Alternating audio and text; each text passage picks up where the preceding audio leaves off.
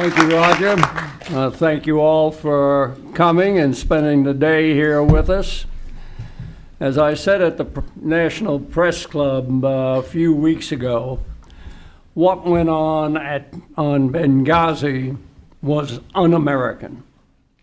There's no other way to explain it. Obviously, we know we had resources that could have been brought to bear. We know that there were stand-down orders given. We know that there were the Marine anti-terrorist units at Eurota, one of which went to Tripoli, but the other one never was sent to Benghazi, where it was supposed to go to secure, and I'm going to call it the consulate, the hell with this SMC stuff, which would have immediately permitted the FBI to get in and gather the significant intelligence. You know, what we're seeing here is something that goes back many years. One of the underlying things in here is you don't make City Hall mad. And I have to tell you, when you get fired by the mayor of Chicago for incompetence, and you wind up as the president's Harry Hopkins, we got a problem. What we're seeing here in Benghazi, as I said, goes back many years. Didn't just start here under the Obama administration. It goes all the way back to the Carter administration and the rise of Islamic fundamentalism. We could have cut it off at its knees right then. I, as a director of political and military affairs, when the Khomeini regime took our embassy in Tehran, the chairman called me up and he said, "What can we do?" I said, "I'll tell you what we're going to do. We're going to take Karg Island, and we're going to do it with a bunch of SEALs and special forces." We could have walked in, and we would have had them by the gonads. We would have knocked the legs right out from under them. And of course, our illustrious Naval Academy graduate, I never did like the class of 47.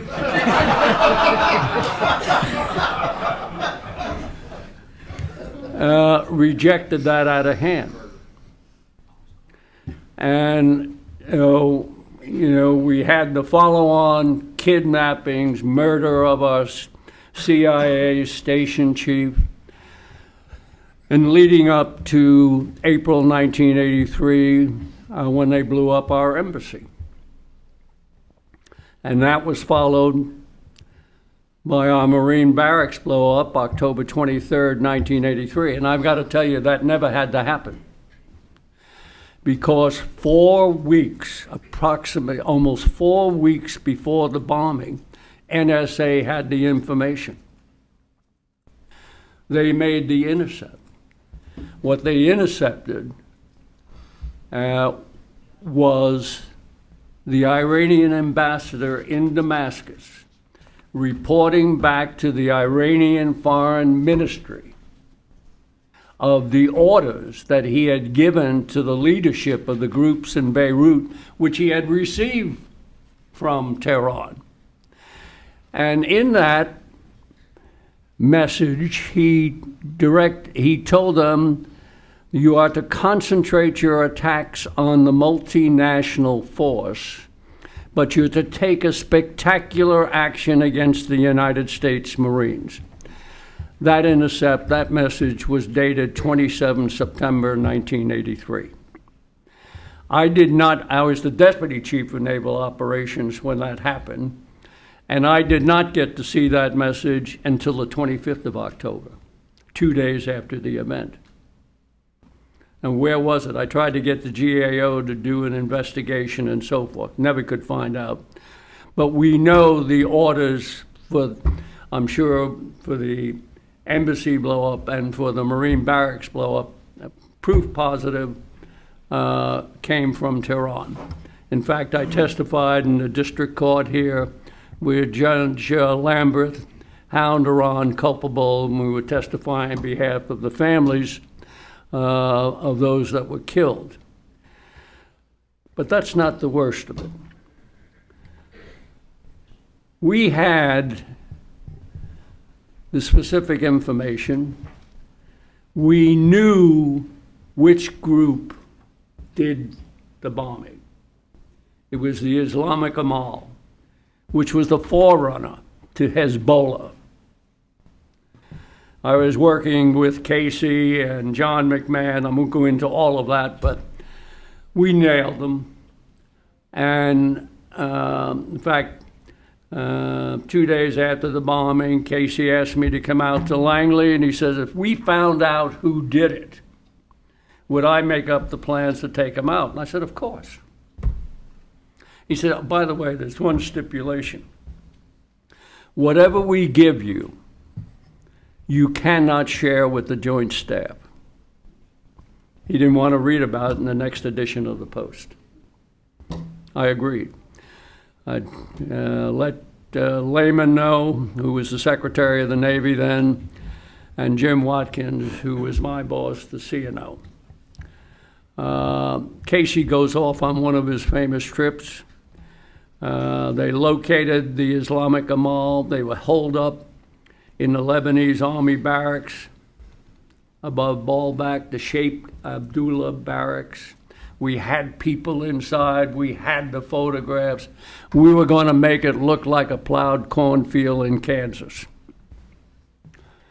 We had the planes loaded.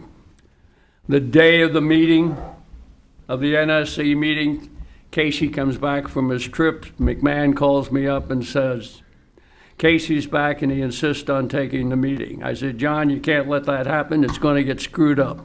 He said, nothing I can do about it. And of course, before this, I had briefed the Joint Chiefs. I briefed Vesey, who was the chairman, and the Joint Chiefs. And then I went up and briefed Weinberger. And I got to tell you something. You're all sitting there. Here we have the largest loss of Marines since Okinawa. And if I walked into you and you're the chairman or the Secretary of Defense, and I said, we got him, your reaction, I'm sure, would be elation. You'd be elated. You'd want, go get him. The reaction I got was almost like they didn't want to hear it. Couldn't believe it, but I ignored it. And so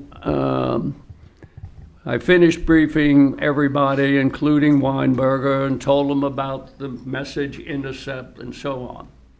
So he had everything. We had actually briefed the vice president offline. We were known to do that occasionally. And at the meeting, they go around the table, they brief Reagan, and gets to Weinberger, and he says, I think there are Lebanese army troops in those barracks. And Reagan turned to Casey and said, well, what about that, Bill? Well, of course, Bill doesn't know diddly squat from Shinola on this because he just got back. So the president promptly said, you guys go back and sort it out. So I got to download the planes. And okay, lo and behold, come back. And no, there are no Lebanese army troops in those barracks. But this time, and I get this direct from Bud McFarlane, who was the National Security Advisor, Weinberger starts waving his arms and so forth. We're going to lose all our Arab friends if we go ahead with this strike. We never got the orders to strike. And of course, what was the message? The message became, Osama bin Laden's rallying cry. The Americans can't suffer casualties, they will cut and run. And all this crap, well, we moved them offshore. In the eyes of everybody else, we cut and ran. Not by our troops, but by our politicians. And all that crap you read in Reagan's diary, the intelligence wasn't good enough, was pure nonsense. We would have been in and out in a minute and a half.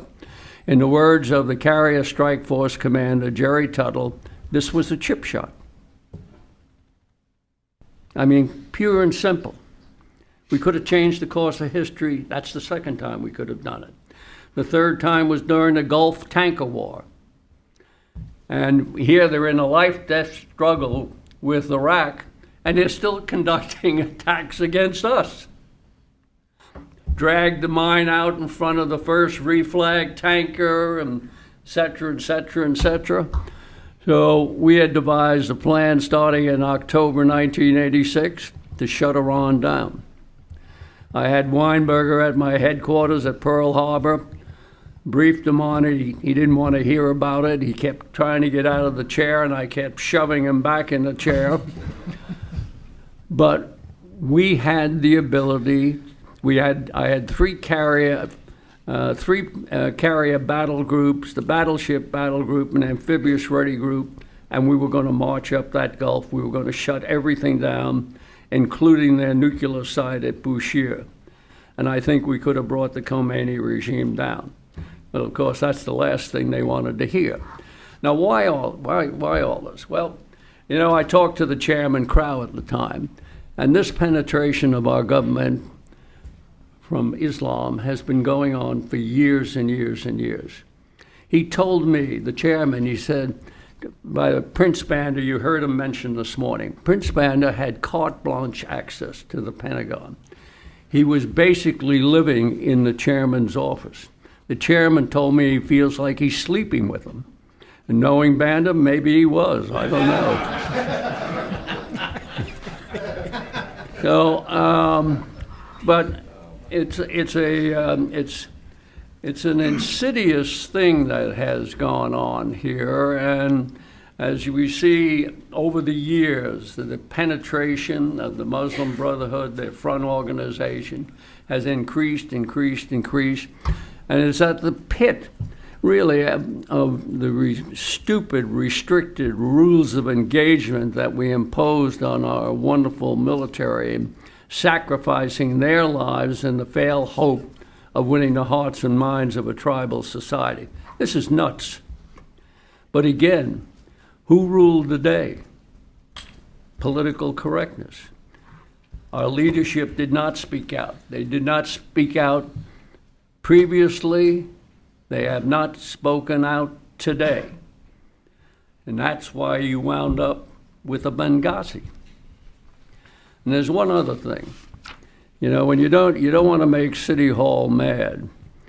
So it's an insidious type of penetration going on here that results in the corruption of our government institutions that is really are to be based on loyalty and patriotism. And when that gets compromised, you wind up with what you're seeing today, this tremendous cover-up, the NDAs, the polygraphs, I tried to get to the Blue Mountain security manager. I got the number from Roger in London. He refused to take my call. I'm sure State, he's got other contracts with State, and I'm sure they said, you talk, they're gone. So, you know, it's just such a tremendous effort here, and it's really eating away at our core principles. As I said in my op-ed last Friday, you know, what was the objective? Why are we undermining the fundamental morals and principles of our military? Because that's where That's what gives us our capability to project the right image of the United States. So let me wrap it up by just saying that there's more than just Benghazi going on here. So thanks again. Great to be with you.